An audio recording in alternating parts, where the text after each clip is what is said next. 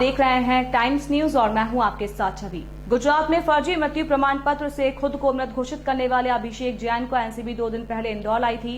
अब आरोपी अभिषेक जैन का एक और कारनामा सोमवार को सामने आया, जहां रेडीमेड व्यापारी पार्थ जैन ने अपने साथ हुई वैवाहिक ठगी की रिपोर्ट अभिषेक जैन के खिलाफ सदर बाजार थाने में दर्ज करवाई है।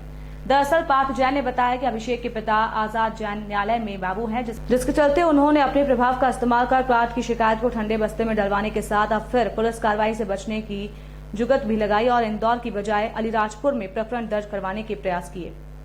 दरअसल इंदौर में राजवाड़ा क्षेत्र के प्रतिष्ठित गारमेंट व्यापारी अक्षय जैन के पुत्र पार्थ जैन ने मैट्रिमोनियल साइट पर रिश्ता देखकर अभिषेक जैन की बहन सुरभि से शादी के लिए सोचा था। तब अभिषेक ने खुद को फाइनेंस कंपनी का मालिक बताया और शादी के कुछ समय बाद अभिषेक ने पैसों की तकलीफ बताकर अपनी बहन के ससुराल वालों से धनराशि मदद के नाम पर हासिल कर ली और फिर लगातार बड़ी राशि की मांग भी की जाने लगी, जिस पर व्यापारी पार्थ जैन को शंका हुई उसके साथ धोखाधड़ी हो रही है। जब पार्थ जैन ने और पैसे देने से इनकार किया तो अभिषेक ने अपने माता पिता को भेजकर बहन को ससुराल से बिना जानकारी दिए अपने साथ ले गए और फिर उसका गर्भपात भी करवा दिया। इतना ही नहीं, दहेज प्रताड़ना और उत्पीड़न के झूठे आरोप लगाकर इंदौर के गारमेंट व्यापारी के साथ ब्लैकमेलिंग भी की जाने लगी, उसे जान से मारने की धमकी दी जाने लगी। जी, मेरा नाम पार्थ जैन है और हालांकि आप लोगों को भी समाचार पत्रों के द्वारा मालूम पड़ा होगा, जो अभी हाल ही में खबर छपी थी। अभिषेक जैन नामक व्यक्ति मेरे घर रिश्ता लेके आए थे 2021 में, और 2021 में जब वो रिश्ता लेके आए तो वो फाइनेंस कंपनी के अपने आप को मालिक बताकर रिश्ता लेकर आए थे। और इस तरीके की कोई भी जानकारी मुझे पहले से नहीं थी, पूर्व में किसी प्रकार की कोई जानकारी नहीं थी कि वो किस तरीके का फ्रॉड है वो व्यक्ति। उन्होंने अपनी बहन की शादी मुझसे करवाई, साथ ही शुरुआती शादी के साथ ही उन्होंने मुझे ब्लैकमेल करना चालू किया, मुझसे पैसे मांगना स्टार्ट कर दिए थे। शुरुआती दौर में मैंने उनकी कोशिश की मदद करने की, उन्होंने मदद के नाम पर मुझसे पैसे लिए। फिर जब उनकी डिमांड्स बढ़ती गई तो मुझे समझ में आया कि किसी तरीके का एक फ्रॉड हो सकता है। मैंने जब उनको इनकार कर दिया तो उन्होंने मुझे धमकाने की कोशिश की, मेरे घर के सभी लोगों की लाशें बिछा देने की धमकी दी, मेरे वंश को मिटा देने की धमकी दी। 8 नवंबर के दिन वो अपनी बहन को लेकर मेरे घर से अपने माता पिता के साथ लेकर चले गए और ले जाने के बाद ही उन्होंने उसका गर्भपात भी करा दिया। मेरी शादी 2 जुलाई 2021 को हुई थी। आपको कब पता चला कि व्यक्ति ने इस तरह का फ्रॉड किया है और ये किसी अपराध में ये फरार है?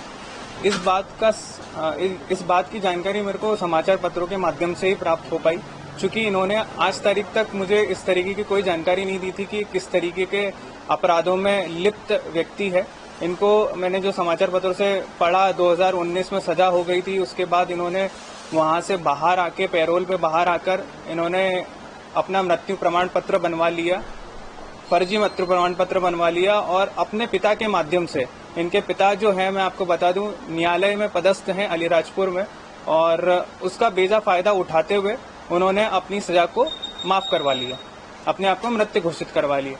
उसके बाद 2021 में ही मेरे घर रिश्ता लेके आए, चूंकि ऐसा बाद में ज्ञात हुआ कि इनके ऊपर काफी कर्जा था और उस कर्जे की भरपाई ये लोग मुझसे करवाना चाहते थे और इन्होंने मुझसे पैसे की डिमांड्स पहले हफ्ते से ही शुरू कर दी थी। धीरे धीरे करके इनकी डिमांड्स बढ़ती गई और इन्होंने मुझको धमकाना स्टार्ट कर दिया था।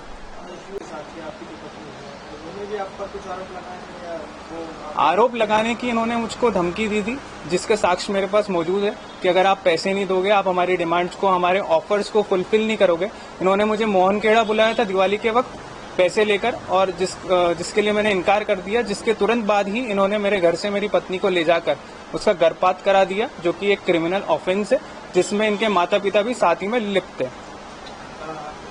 क्या खिलाफ है आपके? आपका भी केस चल रहा है इस तरह से बताया जा रहा है?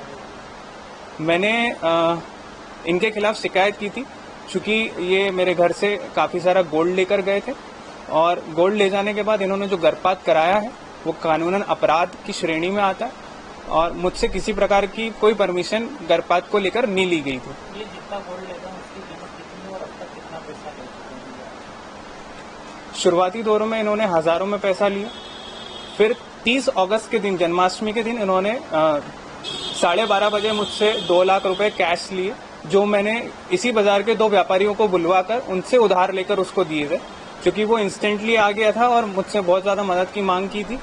और वो आखिरी अमाउंट था जब मैंने उनको 30 अगस्त को दिया था। उसके बाद मैंने उनसे वापस मांगना जब स्टार्ट किया तो उन्होंने मुझको जान से मारने की और मेरे घर में सभी लोगों की लाशें बिछाने की धमकी दी थी।